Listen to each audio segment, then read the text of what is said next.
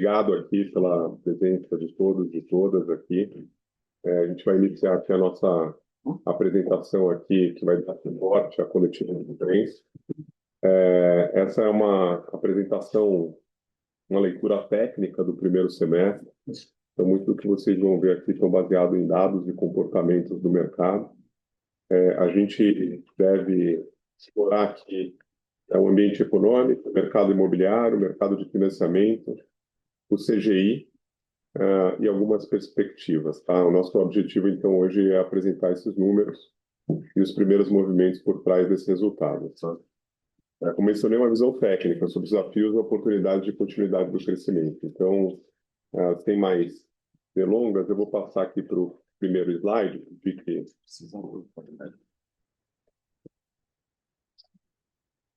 Por favor, primeiro slide.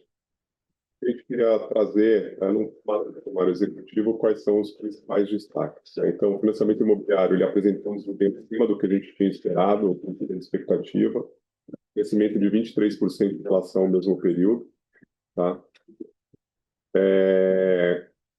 Reforçando a resiliência e importância do setor, né, para a economia e para as famílias brasileiras. A gente está falando aqui de a construção e aquisição da casa própria, né? Esse é um resultado que, se você olha de base comparativa, você tem uma base de comparação mais baixa quando a gente olha para o funding do SBPE, né, em 2025, e com avanços expressivos nas operações do FGTS, principalmente Minha Casa Minha Vida, e de financiamento à aquisição com recursos do SBPE. Né? Então, depois a gente explora um pouco mais os detalhes aqui, né? E a gente tem aqui, então, 3 motores principais, né? Então, recuperação da construção no SBPE, o avanço do FGTS e um crescimento de 12%. Tá? A expansão do mercado ela acontece num momento, e acho que é importante mencionar, é um momento de transição das fontes de funding, né? A poupança ela permanece central para o financiamento imobiliário, mas vem sendo cada vez mais complementada por instrumentos de captação a mercado, como as LCIs, tá? Ampliando a capacidade de sustentação do crédito. A gente também explora isso um pouco mais à frente. Tá? Indo para o próximo, importante aqui, ao longo do primeiro semestre, a gente vai olhar aqui, a gente observou uma elevação das curvas de juros pré-fixadas, a gente vai dar uma olhada um pouco nas curvas, o comportamento na curva de 1 ano, 4 anos e 10 anos, e ela é utilizada como referência para as captações a mercado, né? Esse movimento ele aumenta o custo marginal aqui do fund e gera pressões sobre as condições do financiamento imobiliário, embora os impactos possam variar conforme a composição de recursos e estratégia de cada instituição. Tá? Esse cenário ele reforça um tema aqui que a gente já vem acompanhando, que é a importância de avançar na diversificação de funding e na eficiência do sistema, né, criando as condições necessárias para que o financiamento continue crescendo de forma sustentável e ampliando o acesso à casa própria. Tá? Então, esse é um tema bastante importante aqui. Vale ressaltar, não existe uma transmissão automática imediata de curva de juros às taxas do consumidor. O que a gente observa é uma elevação do custo marginal. E daí, com efeito, ele pode ser muito diferente em cada instituição. Tá? Indo para o próximo slide, onde a gente explora aqui a agenda que vai ser, que a gente vai passar. Tá? Então, a gente passa aqui pela conjuntura econômica, né? É importante mencionar o crédito imobiliário é uma operação de longo prazo, então, por isso, emprego, renda e custo de dinheiro precisam ser analisados em conjunto. A gente olha o mercado imobiliário, então, o mercado de crédito ele está diretamente, intrinsecamente ligado ao mercado imobiliário. A gente passa aqui pelo CGI, né, que é uma linha que vem avançando aqui no mercado e olha um pouco para as expectativas de 2026. Então, antes de analisar o crédito, né, é importante a gente entender o ambiente no qual as famílias estão tomando suas decisões. Então, para isso, eu gostaria de pedir para a gente passar para o próximo slide, onde a gente começa a dar uma olhada na conjuntura econômica. E Olhando do lado esquerdo, a gente tem um slide onde olha o PIB, a variação anual. Importante aqui, a gente está olhando as expectativas. Então, você tem uma expectativa de fechamento do PIB na casa dos 2%, né? E do lado direito, a gente olha o rendimento médio, já descontado da inflação, a renda real média, onde você tem um crescimento real de 4%, né? Então, o PIB ele continua crescendo, ainda não nos ritmos de 2024 e 2025, um pouco abaixo. A renda real ela chega em 3.726 e tem um crescimento real de 4%. Essa renda ela ajuda a explicar um pouco do que a gente vai ver mais à frente em relação à resiliência, né? Ela é favorável, né? A resiliência à demanda, que vocês vão olhar um pouco mais à frente. Indo para o próximo slide, a gente olha um pouco a PNAD, né? Então você vê que a taxa de desocupação ela continua caindo. Importante aqui, tá? Todos os dados aqui são dados de mercado e disponíveis aqui, né? Que a gente usa para sustentar aqui essa apresentação. Então, a taxa de desocupação ali no low histórico aqui de 5,6%, enquanto a geração de vagas ela continua resiliente. Vocês notem ali, lembrando que a parte do CAGED aqui, que a gente olha do lado direito, é o saldo entre admissões menos desligamentos, e continua aí numa curva caindo, mas numa curva ainda na área positiva, né? Então, eu acho que esse aqui é um tema também bastante importante. Indo para o próximo slide, a gente fala sobre a Selic. Aqui a gente olha especialmente o foco e tem uma expectativa da Selic, o fechamento no final do ano, de 14%. Tá? Eu acho que é importante mencionar, a Selic ela não é uma referência direta para o financiamento imobiliário, mas ela afeta o ambiente de captação e o custo de oportunidade do sistema. Lembrem-se que o financiamento imobiliário ele tanto para construção, financiamento à construção, quanto para aquisição, o financiamento que ele acontece referenciado por taxas mais de médio e longo prazo. É importante a gente acompanhar a Selic, mas ele tem esse efeito. Bom, aqui a gente encerra a parte de todos os indicadores econômicos e eu avanço aqui para olhar a parte do mercado imobiliário, tá? Então, quando a gente olha aqui, a gente vai olhar pelo ambiente econômico, para o mercado real, vamos observar os lançamentos, vendas, estoques e um pouco do comportamento dos distratos, tá? Então, olhando para a primeira parte, que é a parte do lançamento, a gente tem duas separações aqui, os dados disponíveis da CEBIC e os dados disponíveis do Secovi. Como vocês podem perceber, eu vou olhar ali mais para a curva da direita, onde eu olho aquelas duas colunas ali, onde a gente vê o lançamento em 1.000 unidades no Brasil, onde você tem uma pequena queda em relação ao primeiro trimestre de 2025, em relação ao primeiro trimestre de 2026. Importante, aqui a gente, o lançamento são novas, ele tem um comportamento em cima no Brasil e abaixo em São Paulo um pouco diferente, onde você nota, vindo de uma base de crescimento da ordem de 34%, ali a gente está falando em 1.000 unidades, né? A gente tem um crescimento tanto em 2024 para 2025, quanto um crescimento que permanece no ano de 2026. Só notem ali que a gente está comparando o primeiro trimestre de 2025 com o primeiro trimestre de 2026, quando a gente olha para Brasil, e janeiro a maio de 2025, janeiro a maio de 2026, quando a gente olha para São Paulo. Tá? Vamos olhar aqui, então a gente fala em lançamentos, agora a gente vai falar em unidades vendidas, né? Que são a quantidade de unidades que foram vendidas. A gente olha aqui para as unidades vendidas e, como vocês podem ver na curva de cima, você tem um crescimento quando você olha para o Brasil e você tem um crescimento quando você olha para São Paulo, né? 7% no Brasil e 9% em São Paulo. Desculpa, 7% quando você olha 24 contra 25 e 9% quando você olha para 24 e 25 em São Paulo. E quando você olha do primeiro trimestre para o primeiro trimestre no Brasil, 4%, e em São Paulo, 9% o crescimento.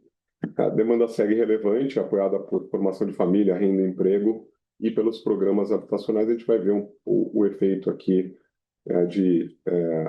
das linhas de Minha Casa Minha Vida, o funding FGTS, o Fundo Social, como é que elas impactam.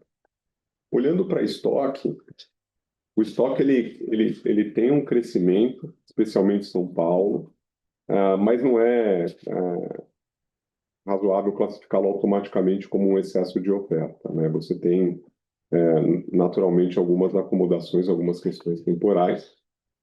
Então, quando você olha no Brasil, você tem um crescimento da ordem de 8%, e na cidade de São Paulo, um crescimento da ordem de 44%. Esses são os dados que a Secov oferece aqui. Léo, só para confirmar ali, está maio de 2025 e maio de 2026, mas é de janeiro a maio? É de janeiro a maio. Tá bom, janeiro a maio de 2025 a janeiro a maio de 2026. Tá? Só para os mesmos elementos que tem aqui, que a gente olhou nos slides anteriores, tá? Quando a gente vai para o próximo, a gente olha aqui a parte dos distratos. Notem ali que o distrato ele tem um ligeiro aumento aqui no ano de 2026, né? Ele teve ali o low em 2024, 4,5%, né? E ele está em 4,8%. A gente está olhando os números de São Paulo. É uma pequena elevação que a gente tem aqui. O indicador ele recomenda acompanhamento. Não tem uma conclusão imediata aqui de deterioração, mas sim um tema que precisa ficar em alerta aqui, um tema que precisa ficar em acompanhamento. Tá? Bom, agora que a gente deu uma olhada aqui, né, a gente olhou tanto a parte dos indicadores econômicos, a demanda por imóveis, agora a gente vai entrar na evolução das concessões de crédito, né, das fontes de recurso, né. Então, vou navegar aqui com vocês no primeiro slide, para a gente demonstrar, a gente passar por alguns elementos aqui. Quando a gente olha aqui, o primeiro ponto, eu vou concentrar um pouco mais aqui do lado direito, né? Você tem aqui um volume de financiamento. Lembra que aqui a gente está falando de concessão, tá? É o volume disponibilizado. Você vê um crescimento, uma alta de 23%, né, no total. Isso significa mais de 680 mil imóveis financiados no primeiro semestre, onde você tem composições diferentes aqui entre SBPE, FGTS, que está somado ao funding, ao Fundo Social, e a parte do financiamento livre. Tá? O crescimento ele foi abrangente entre SBPE e FGTS, mas a composição por trás de cada fonte, elas são diferentes e a gente vai explorar aqui para vocês. Mas vejam que são números do primeiro semestre muito forte aqui no financiamento à produção e à aquisição. Tá? Indo para o próximo slide, onde a gente explora um pouco mais. Então, aqui a gente está olhando aquisição e construção somados. Você tem um crescimento de 29%. Isso aqui faz com que a gente estima, se vocês olharem ali para o número de 2024, aí dependendo, obviamente, do comportamento do segundo semestre, mas pode encaminhar para um comportamento parecido com o que a gente viu em 2024. Mas é importante a gente decompor as partes, tá? Quando a gente vai para o próximo slide, quando a gente olha o financiamento à construção, vocês notem ali um crescimento de 107% do primeiro semestre de 2025 contra o primeiro semestre de 2025. E o que é isso, né? A gente teve um ano de 2025, um primeiro semestre de 2025, com um volume muito mais baixo de financiamento à produção. Tá? A base de comparação ela é mais baixa em valores absolutos, e ela normaliza, se vocês notarem, ela dá uma normalizada para patamares parecidos com o que a gente vivenciou no ano de 2024. Então, aqui parece ter um comportamento mais de normalização em relação ao que teve de 2021 a 2024 do que, de fato, uma demanda muito além do que foi do ano de... Sim, sem dúvida, em relação ao ano de 2025, mas nada que mostre uma mudança de tendência muito forte. Tá? Quando a gente olha para aquisição, que é o próximo slide, a gente fez uma quebra importante aqui, que foi uma quebra não só do crescimento do financiamento à aquisição, então foram mais de 160 mil imóveis financiados no primeiro semestre, mas também uma separação entre a composição entre o financiamento entre os usados e os novos, tá? Então você tem crescimento nas partes, onde você tem hoje, dentro do total do financiamento à aquisição, 70% são de imóveis usados, 30% dos imóveis novos, mas notem que o delta crescimento dos imóveis novos em relação ao usado, ele foi maior no primeiro semestre de 2026, tá? Então, o mercado secundário tem um peso central no financiamento imobiliário, né? Representando 70%, mas a gente viu aqui no primeiro semestre um crescimento maior dos novos em relação aos usados. Vamos dar um pulo aqui para o próximo slide, onde a gente olha o FGTS aqui. Boa parte aqui representa a concessão do Minha Casa Minha Vida, não está limitado a, mas em grande parte é isso. E vocês notem um crescimento bastante relevante no primeiro semestre, então 22% de crescimento, mais de 350 mil imóveis financiados, né? Então, é importante reconhecer essa política habitacional, ela continua contribuindo para eficiência, sustentabilidade e capacidade de atendimento. Como vocês podem ver, os números eles são bastante relevantes quando compõem o todo, tá? Indo para o próximo slide, a gente dá uma olhada aqui na inadimplência. Como vocês podem notar aqui nessa série, desde 2008, a inadimplência ela ainda navega ali em patamares muito baixos, né? A gente está falando aqui em 1%. Lembrando aqui que o financiamento imobiliário ele é um financiamento de longo prazo, é um financiamento que ele tem uma garantia forte por trás. Então, a gente tem ali uma pequena oscilação em 2026, mas nada que seja uma mudança relevante em relação à qualidade da carteira. Tá? Vamos para o próximo slide. Esse é um slide que eu acho que é importante a gente, e eu vou investir um pouquinho mais de tempo aqui e navegar com vocês aqui. As colunas aqui, o saldo elas representam o saldo da poupança ao longo dos anos, tá? A curva verde é a curva onde você olha o direcionamento da poupança para o financiamento imobiliário, tá? Tem uma exigibilidade de 65% do saldo. Vocês sabem, no início do ano teve uma liberação de compulsório da ordem de 5%, então ele vai mais para 70%. Aqui a gente está fazendo de forma aproximada. Mas o que eu queria chamar a atenção é que, como vocês podem ver, a carteira de crédito imobiliário é uma carteira que ela tem uma inclinação e continua com uma inclinação muito relevante, né? À medida que a curva vermelha ela cruza a linha verde, isso representa cada vez mais uma utilização do funding a mercado, né? Então, você sai do funding à poupança como única fonte de suporte ao financiamento imobiliário, ao crédito imobiliário como um todo, e você passa a acessar instrumentos de captação a mercado, né? Notem que a gente está falando de uma carteira de 601 bilhões, né? A poupança, como vocês podem notar, você tem uma inclinação nos últimos anos, de 2021 até 2026, de mais de 200 bilhões de reais de crescimento da carteira de crédito imobiliário, enquanto a poupança ela se mantém ali nominalmente estável, né? Esse indicador acho que é importante. Isso aqui não representa a falta imediata de recursos, de forma alguma.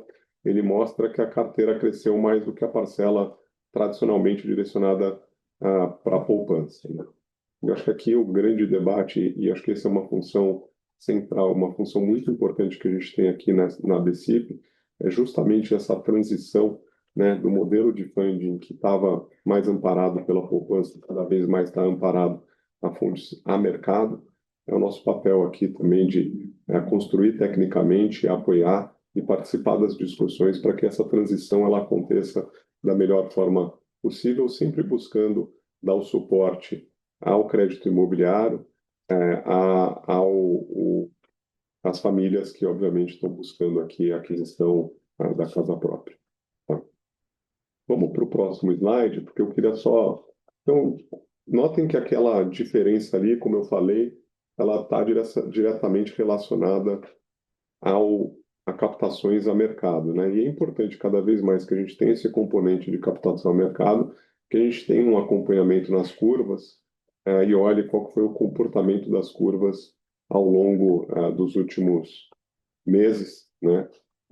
Então é importante mencionar que, especialmente nas taxas mais longas, né? Então de 10 anos, de 4 anos, você sai ali em janeiro, algo como em torno de 13 a 12,90, dependendo de qual que é o prazo da taxa.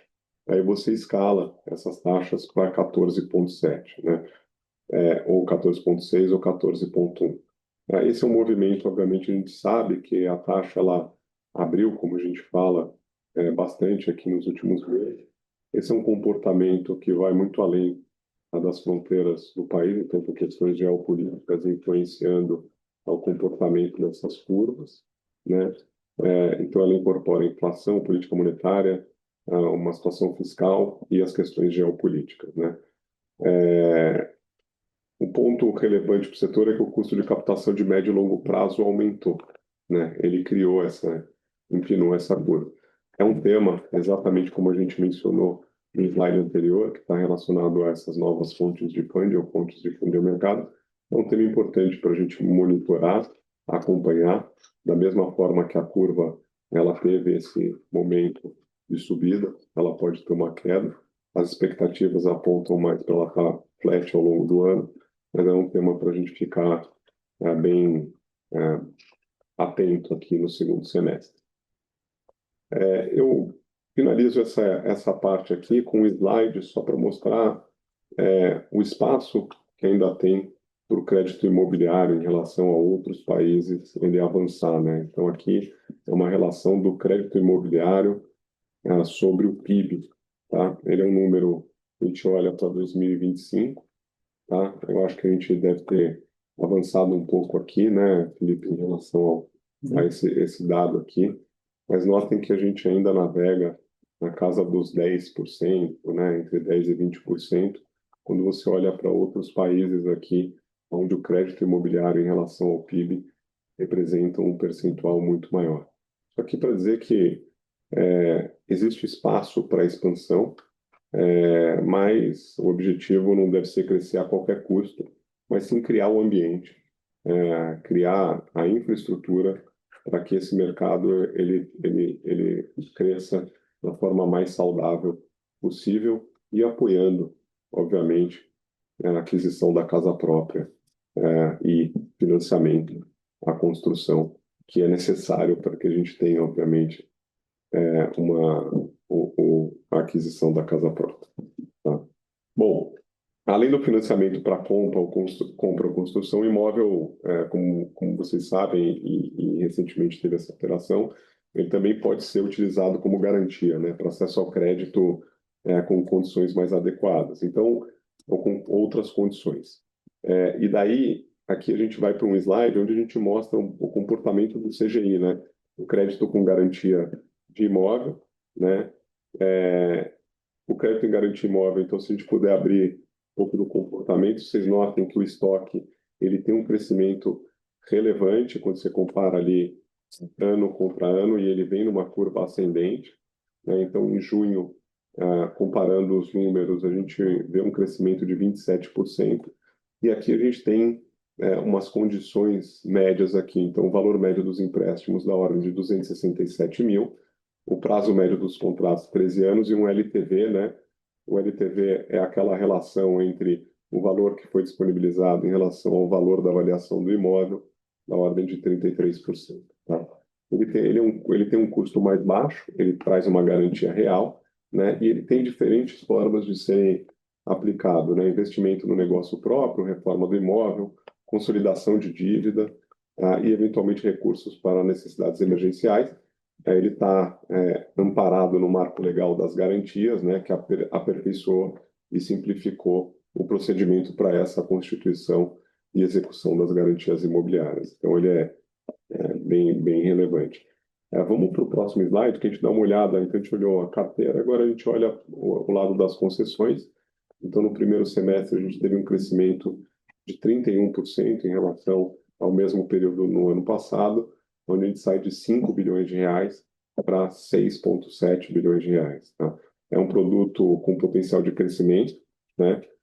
Mas que é um produto que exige a compreensão que o imóvel é garantia da operação, mas é uma operação com uma garantia real, onde você acaba tendo, obviamente, patamares mais competitivos de taxa, é o que a gente nota no mercado. Tá? Então, com base nisso aqui, nessa apresentação, a gente fecha aqui o que foi o primeiro semestre de 2026. Como vocês devem ter notado, tem vários pontos aqui que ao longo da apresentação que eu toquei, são elementos que ao longo desse primeiro semestre a gente notou uma aceleração maior, alguns elementos que a gente continua monitorando.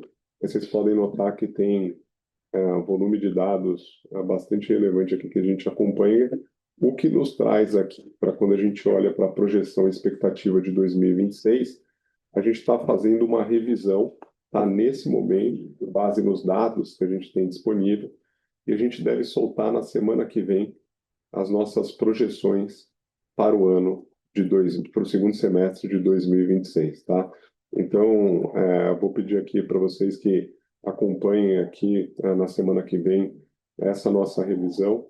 A gente solta, a gente está ainda consumindo todos os dados disponíveis e a gente olha, a partir da semana que vem, a gente publica a revisão desses dados, tá?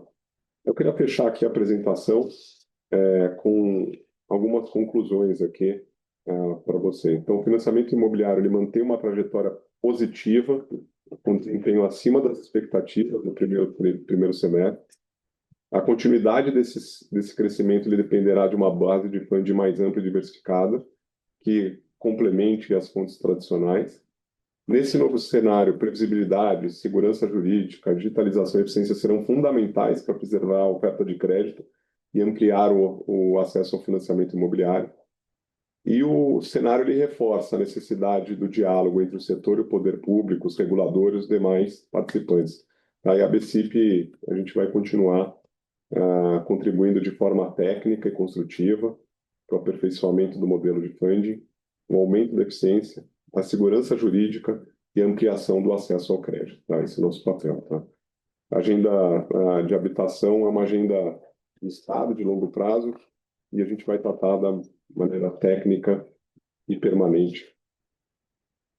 E aqui eu encerro, então, a apresentação. Queria agradecer pela atenção aqui, pela apresentação. E agora fico à disposição aqui para a gente explorar perguntas, dúvidas, questionamentos aqui.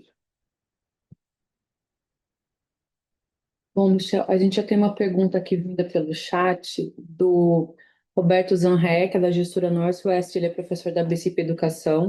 Ele pergunta, ele gostaria de ouvir o que se poderia falar sobre o crédito atual da demanda e oferta de crédito imobiliário para imóveis comerciais.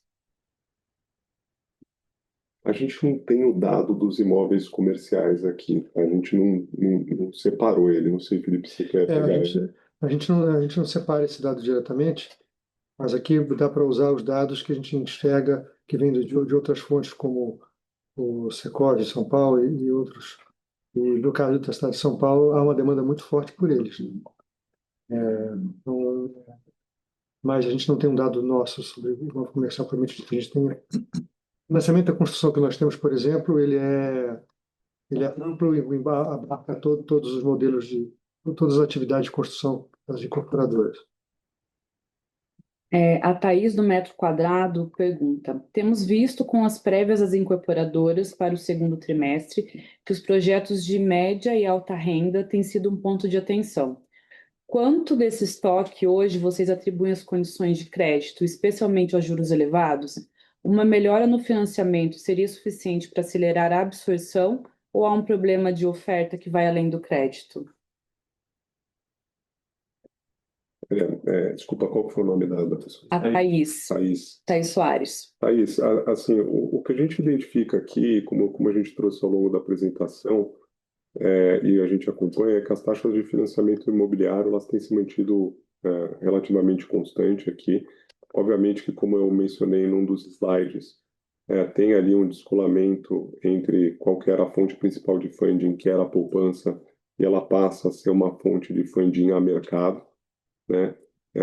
E, consequentemente, você olha ali as curvas, as taxas pré-fixadas, elas estão aumentando. Então, você sofre uma pressão, mas essa é uma realidade que a gente está olhando sobre a ótica da ABCIP aqui dentro do comportamento, mas ela tem influência de diferentes formas dentro de cada uma das instituições financeiras que ofertam crédito. A gente não está vendo uma redução, como você pode notar, em relação à oferta de crédito.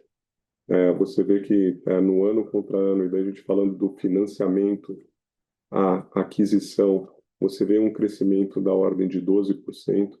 Então, a gente não vê aqui uma redução da disponibilidade de crédito. É natural que, à medida que você tem uma pressão menor em taxas, aí você tem uma redução estrutural do financiamento imobiliário, é natural que você inclua um volume maior de famílias aqui com a disponibilidade de fazer um financiamento que, por sua vez, normalmente pode chegar a 35 anos, 30, 35 anos, então financiamento de longuíssimo prazo, e normalmente é o financiamento com o valor mais elevado que uma família acaba tomando aqui com o objetivo de adquirir a casa própria, tá? Então, acho que ela tem, obviamente, uma influência, a taxa de juros. Como vocês podem notar, inclusive pelo slide que está na tela, a gente não vê uma redução da disponibilidade de crédito. A gente está olhando aqui os números de concessão, tá? O Lucas Agrela, do Estadão, pergunta: já vemos o crédito imobiliário apontando um crescimento que possa ser atribuído à faixa 4 do Minha Casa Minha Vida? A gente não, o número, a gente tem, Léo, a gente tem quebrado faixa 4. A gente tem o faixa 4, não, faixa 3, né, que é o Fundo Social. A gente, classe acho média. que A faixa 4, ele começou na prática no ano passado, no segundo semestre do ano Isso. passado, né? Ele é relativamente novo, então acho que o mercado ainda está aprendendo a usá-lo. E com a mudança das faixas de imóveis, valor crescente de imóveis para plano de imóveis, ele está sendo mais utilizado. Então, a gente deve observar uma utilização maior do faixa 4 isso. a partir desse segundo semestre. Eu acho que, só complementando, acho que a gente vai. A mudança é recente, né? Seja do aumento da renda, do aumento do valor do imóvel, a gente vai conseguir olhar de forma mais efetiva no segundo semestre desse ano. Ótimo. Bom, daqui a gente. Veio mais uma agora. A Edna Simão, que é do Valor Econômico, pergunta: sei que pretende anunciar as novas projeções na próxima semana, mas poderia relembrar qual é a previsão hoje de crescimento do crédito imobiliário para este ano e para o próximo ano? A tendência é que se altere a estimativa para este ano para cima, já que espera uma expansão do crédito, como, por exemplo, do SBPE, construção e aquisição. Poderia dar mais detalhes dos motivos da mudança? Eu acho que, Edna, assim, primeiro, obrigado pela pergunta.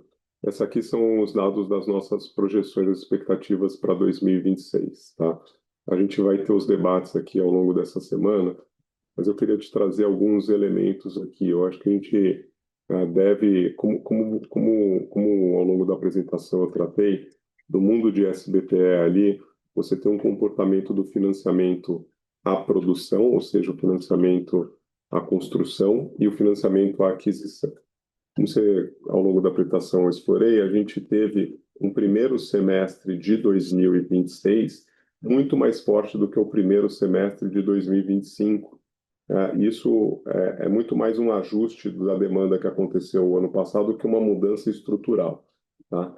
Então, a gente não deve ver isso se repetindo no segundo semestre, dado que a base de 2025 ela era mais baixa. Então, a gente acredita que dentro do SBPE a gente deve manter as nossas. Acho que a tendência é mais de lado do que qualquer mudança relevante. O que a gente está vendo mais forte aqui é uma aceleração dentro das fontes de funding de FGTS. Então, eu acho que esse é um tema que a gente vai precisar olhar e revisar com calma. Tá. Ela faz uma outra pergunta que é: qual é o impacto do novo modelo de financiamento nas concessões neste ano e a expectativa para 2027? A gente ainda não construiu as nossas expectativas para 2027. Esse ano, o que a gente tem feito é acompanhar essa transição para o novo modelo de funding que passa a valer em 2027, mas ele tem elementos ali que são importantes ressaltar. Ele traz, obviamente, um suporte maior de funding para os imóveis que estão dentro do SFH, então imóveis com até 2.250 de valor, né? Então é onde você vai ter uma destinação e cada vez mais você vai ter que buscar as alternativas de funding a mercado para aqueles imóveis que têm um valor acima desse, ah, ah, desse limite de 2.250. O que a gente vai e o que a gente vem acompanhando de perto, junto não só com os reguladores, é esse processo de transição aqui para a gente, obviamente, olhar, inclusive em relação ao comportamento das curvas de funding, né? Qual que é o tipo de pressão que ele pode fazer para um ano de 2027, tá? Bom, a Paula Barra, que é do Invest News, pergunta: embora a concessão de crédito tenha aumentado no semestre, olhando só para crédito livre, houve redução? O que explica essa queda? Ali dentro do crédito livre, você tem o que não está no que a gente chama do mapa 4. Então, são outras fontes de funding, tá? Então, aqui dentro do mapa 4, que é o principal do financiamento imobiliário, notem que é um valor de 800 milhões de reais. Não é um valor que ele muda muito quando quando você está falando de um negócio da proporção de 180 bilhões de reais, tá? Mas aqui são eventualmente financiamentos que estão fora do mapa, então eles não usam nem a fonte de poupança, nem a fonte de LCI como alternativa, tá?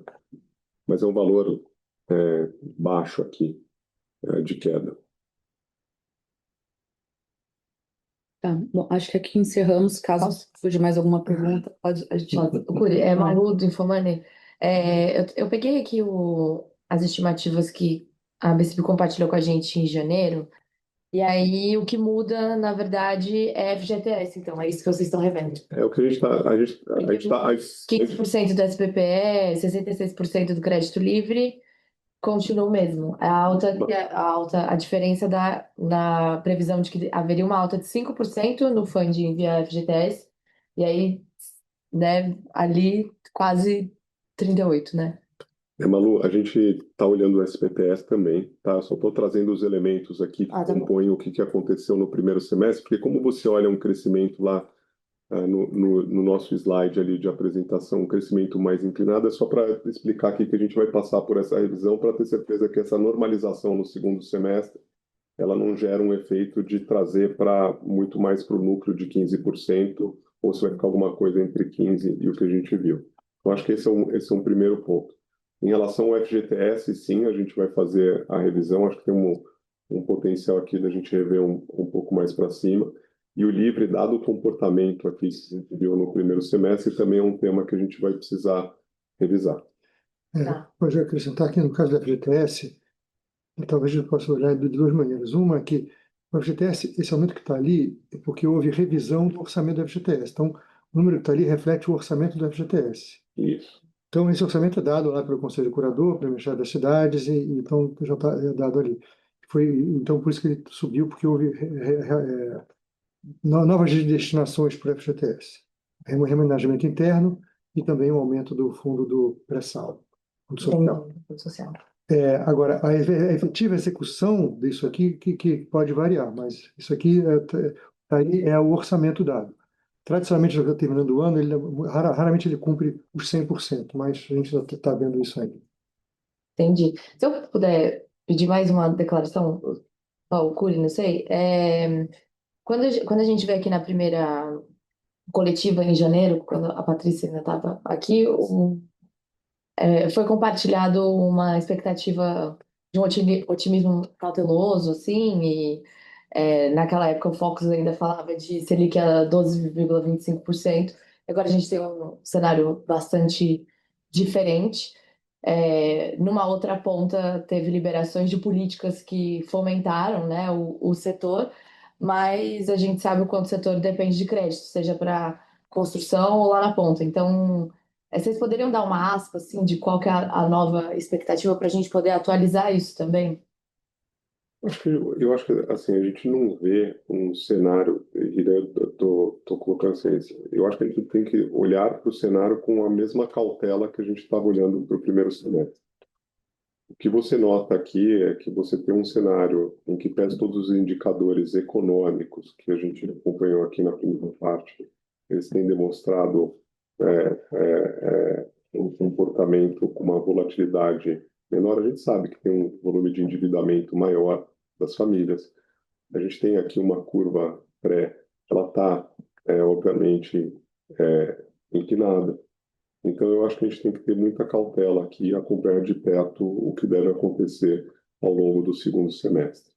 Tá? Então, acho que serenidade aqui para acompanhar os dados e reagir aos dados. E, acima de tudo, acho que o nosso papel aqui de dar o suporte técnico para esses debates. Esse vai ser o principal trabalho que a gente vai desempenhar ao longo do segundo semestre, nada diferente do que a gente já não tenha feito no primeiro semestre.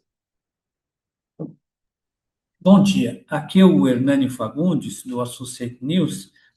Você falou aí da preocupação da diversificação das fontes de funding. Eu queria saber pelo outro ângulo do investidor que coloca seu dinheiro na poupança ou em LCI, e você também falou do aumento aí do custo de captação para o médio e para o longo prazo.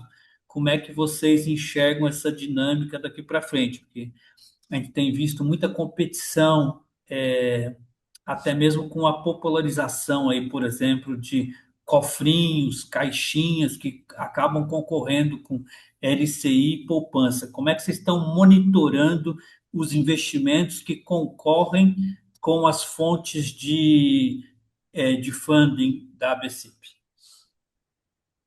Olha, os dados que a gente tem é de que a LCI continua tendo um desempenho muito bom. Então, não tem nenhum relato de aumento de custo de colocação. Acho que até, curiosamente, pelo contrário. As taxas das LCIs hoje oferecidas no mercado estão um pouquinho abaixo do que foi no ano passado. Então, elas estão por volta de 85% do CDI, né? E elas já foram 90, 92, nos momentos de mais busca de fundo no ano passado. Então, essa concorrência não é imediata, porque o cofrinho é para um dinheiro que não é para o longo prazo, né? Ele está ali para o dia do dia a dia, uma maneira da pessoa guardar pequenos valores. E quando alguém comprou LCI, é um dinheiro que vai ficar ali naquela LCI por pelo menos 6 meses. Então, tende a ser um recurso de mais longo prazo, e a gente vai ver muita colocação de 6 meses, de 1 ano, de 2 anos. Então, tem algum movimento, não tem um movimento muito grande, mas tem um pouquinho de liga sendo colocada, e a liga é de 3 anos. Então, tem algumas coisas assim acontecendo que não tem uma competição predatória, digamos assim, ou que encareça o fundo imobiliário por esse lado. Muito obrigado. Nós temos mais duas perguntas aqui pelo chat. A Edna Simão do Valor pergunta: que tipo de ajuste no novo modelo de financiamento considera ainda necessário? Vem negociando com o governo?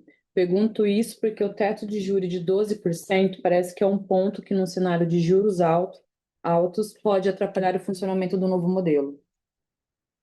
Eu acho que esse é o principal tema de monitoramento no segundo semestre. A gente está vendo uma curva pré que ela vai além do teto, e esse é o tema que a gente tem acompanhado mais de perto para garantir que essa transição, como eu mencionei, uma transição de fund, ela aconteça da melhor forma possível. O que a gente tem mantido é sempre o diálogo aberto para acompanhar os elementos de mercado e, por sua vez, ter um diálogo, seja com o Banco Central, seja com o Ministério da Fazenda, para debater quais são as melhores soluções aqui para o momento que a gente está vivendo. A gente está construindo um novo modelo de funding que a intenção é que ele seja perene, e ele eventualmente vai ter que passar por essas oscilações de curva. Então, é muito importante que esse diálogo ele aconteça. Bom, o Thiago de Souza, do Monitor do Mercado, pergunta: Pensando no longo prazo, qual seria a prioridade para garantir a expansão saudável do mercado imobiliário nos próximos 5 anos? Eu acho que não tem um elemento, né? O que a gente tem trazido aqui, que eu acho que é o nosso principal papel aqui, é garantir que o ecossistema do financiamento imobiliário ele funcione bem. Então, ele precisa ser um financiamento imobiliário que ele tenha uma eficiência sob a ótica de fundo e tenha um fundo que suporte o seu crescimento, né? A gente tem que ter uma previsibilidade, segurança jurídica, né? E a digitalização que vem acompanhado de eficiência, né? A gente acaba mencionando aqui no financiamento imobiliário as questões dos custos atrelados ao fundo, mas obviamente que à medida que você consegue digitalizar mais a operação, você aumenta a eficiência e reduz o tempo de disponibilização do financiamento para a pessoa física e garante que o ecossistema funcione muito bem. Aqui pelo chat encerramos as perguntas. Alguém mais aqui quer pontuar mais alguma coisa? Não é muito. A ABCIP tem a discriminação dos contratos das unidades vendidas, o perfil de comprador, se ele é investidor ou não. Vocês têm esse tipo de dado? Não tem. Se ele é investidor, você diz o quê? Se ele mantém investimento? Se o perfil da compra é para investimento, é para exploração imobiliária ou se Ah, é você disse. para residencial de A família. gente não tem esse dado. Tá bom.